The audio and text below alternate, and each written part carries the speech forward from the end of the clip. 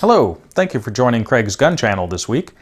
This week I thought I would cover some topical firearms related news. This was spurred in part by my recent attendance at a local gun show over the weekend, where I saw several bump stocks for sale. I wanted to make sure that the realization was out there that the legality of ownership of those devices has changed recently. Late last year, on December 26th, the BATF entered the final rulings on these devices into the Federal Register in Volume 83, number 246. It's a 41-page document that details the review and consideration process as well as the final ruling.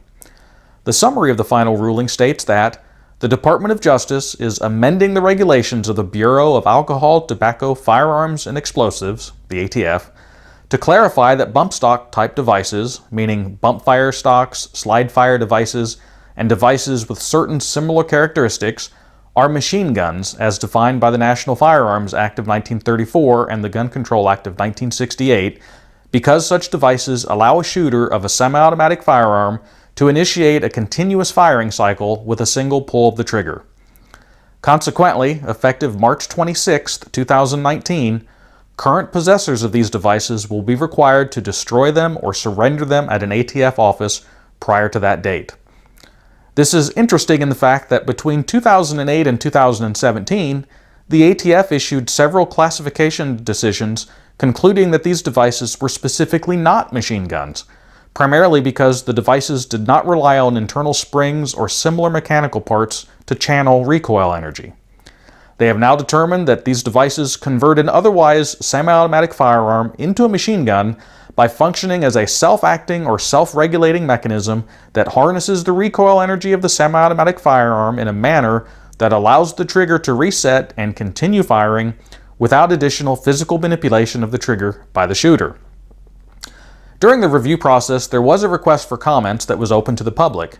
The ATF received over 186,000 comments from individuals, including foreign nationals, lawyers, and government officials, as well as various interest groups. Overall, a little over 119,000 comments expressed support for the proposed rule, and a little over 66,000 comments expressed opposition. And there were approximately 657 comments that the position could not be determined one way or another. I guess they just wanted to be included.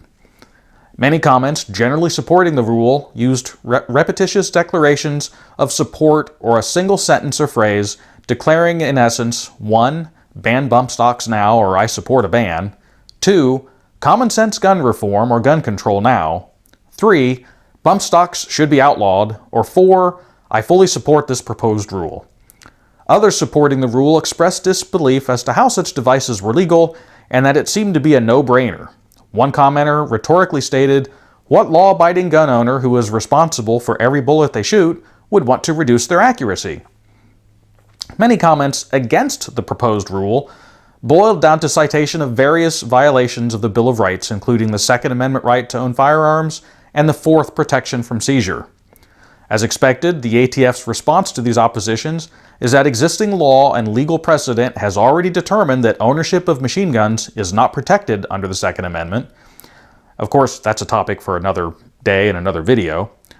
Regarding the Fourth Amendment protection against seizure, the response is current possessors of bump stock type devices are not required to surrender the devices to authorities. Instead, current possessors may just lawfully dispose of these devices in other ways. Some comments against the rule also pointed out that the new provision was an ex post facto ruling making a prior legal action now illegal. The ATF's opinion on this is that the ATF's letter rulings regarding bump stock type devices did not purport to authorize the possession of devices qualifying as machine guns. Instead, they advised that individuals that these certain devices did not qualify as machine guns in the first place, a position that the ATF has now reconsidered. And since the ATF is not empowered to grant exceptions to the legality of ownership of machine guns, the continued ownership is therefore illegal. So in other words, just because the government said it was okay then, does not mean it is now, and generally, too bad for you.